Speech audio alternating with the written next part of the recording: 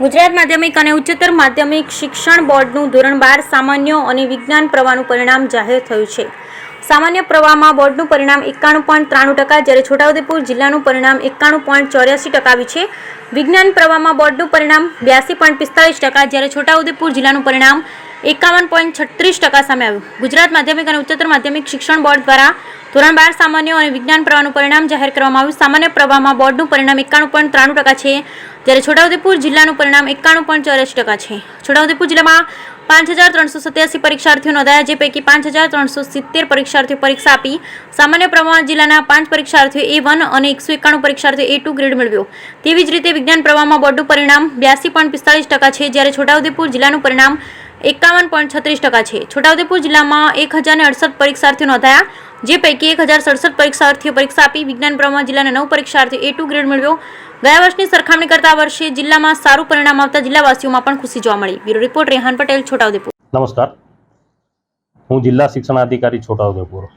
ગુજરાત માધ્યમિક અને ઉચ્ચતર માધ્યમિક શિક્ષણ બોર્ડ ગાંધીનગર દ્વારા માર્ચ 2024ની અંદર ધોરણ 12 સામાન્ય પ્રવાહ અને વિજ્ઞાન પ્રવાહની પરીક્ષાઓ જે યોજવામાં આવેલ હતી તેના પરિણામો આજરોજ જાહેર કરવામાં આવેલા છે।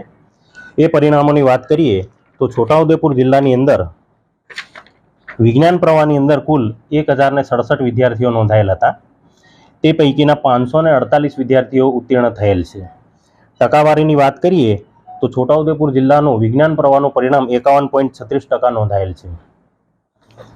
બોડેલી કેન્દ્ર છે તો બોડેલી કેન્દ્રમાં 47.98% નીચું પરિણામ છે, જ્યારે છોટાઉદેપુર જિલ્લાનું 54.78% પરિણામ આવેલું છે।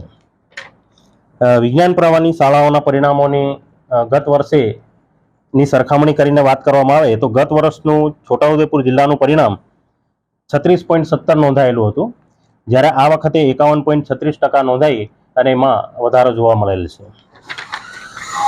છોટાઉદેપુર જિલ્લામાં સામાન્ય પ્રવાહના પરિણામોની જો વાત કરવામાં આવે તો સામાન્ય પ્રવાહની અંદર કુલ 5370 વિદ્યાર્થીઓ નોંધાયેલ છે। તે પૈકીના 4935 વિદ્યાર્થીઓ ઉત્તીર્ણ થયેલા છે। ટકાવારીની વાત કરીએ તો સામાન્ય પ્રવાહનું છોટાઉદેપુર જિલ્લાનું પરિણામ 91.93% નોંધાયેલ છે। સૌથી વધારે ભેંસાવાહી કેન્દ્રનું 98.81% સામાન્ય પ્રવાહનું પરિણામ છે, જ્યારે છોટાઉદેપુર કેન્દ્રનું 82.83% ઓછું પરિણામ છે।